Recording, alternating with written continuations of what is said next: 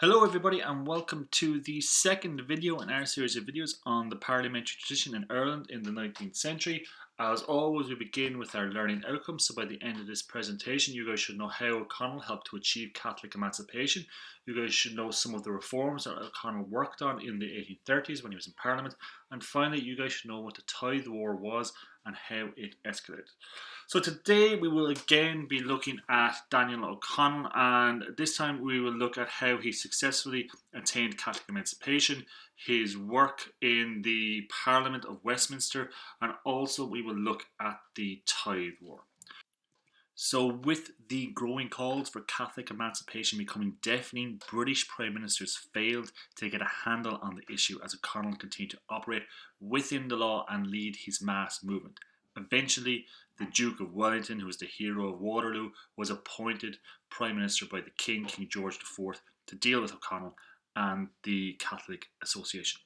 However, in 1828, O'Connell took the step of running for election for Westminster as MP, or Member of Parliament, in County Clare against a man called William Vassie Fitzgerald, who was a close ally of the Duke of Wellington. He was wanting to appoint him to the Board of Trade.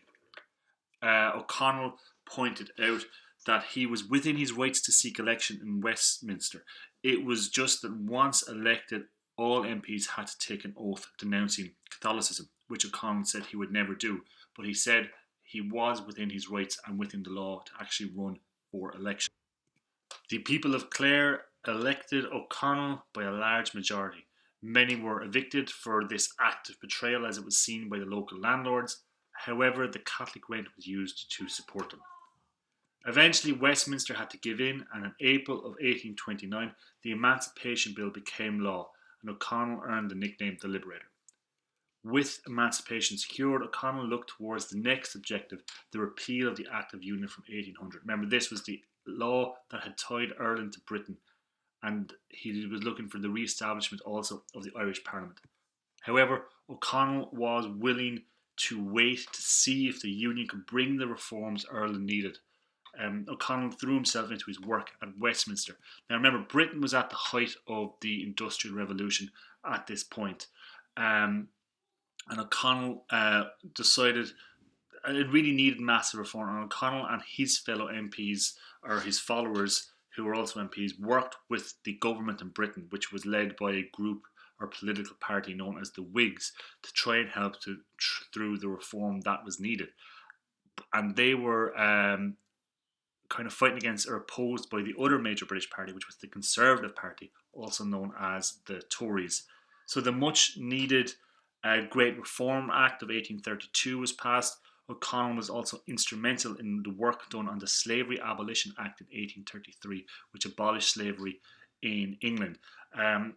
He was looked upon as a hero by Frederick Douglass, the man pictured here.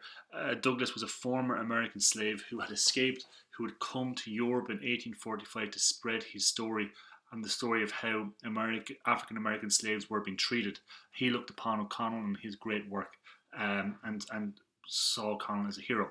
O'Connell also campaigned for Jewish emancipation in Britain at this time. Now, we've seen how O'Connell mobilised the masses to remove the last of the hated penal laws. However, there was another aspect of British rule that was hated just as much, and this was the tithe. Now, the tithe was that 1/10 of what was produced on the land went to the upkeep of the Anglican or Church of Ireland churches. It didn't matter what religion you were, it didn't matter if you were Catholic or if you were Presbyterian, you had to pay the tithe to the established church. The established church was the Anglican Church or the Church of Ireland. However, some of the farmers of Ireland decided to stop paying the tithe, sparking something called the Tithe War in 1830. Over 240 people were murdered during this campaign, with over 300 attempted murders. So farmers would have their cattle taken for refusal to pay the tithe, but they stopped anybody from bidding on the repossessed cows through intimidation. Now, this intimidation inevitably led to violence. For example, in Newtownbarry in County Wexford, during a tithe sale, no bidders could be found, and the yeomen, remember we met these in the 1798 rebellion, these were the local militia who were loyal to the British. They were generally Protestant also. The yeomen, they opened fire on the crowd and they killed 14 people. In 1832, the British government attempted to suppress the farmers in the Tithe War by imposing large fines and prison sentences. But they also realised that they had to give concessions too, and they cut the cost of the established church by consolidating the diocese. Finally, in 1838, to try to bring an end to the Tithe War that was still raging on, O'Connell finally had the tithe reduced by 25%. The war for now seemed to be over, but the issue was not resolved. And O'Connell now looked towards the next big issue, which we will look at in our next video, and that is the repeal of the Union. So that brings us to the end of our presentation. So you guys should now know how O'Connell achieved emancipation. You guys should know some of the reforms O'Connell worked on in the 1830s. And finally, you guys should know what the Tithe War was and how it de-escalated. Thanks for watching. Hope you guys got something good from this video.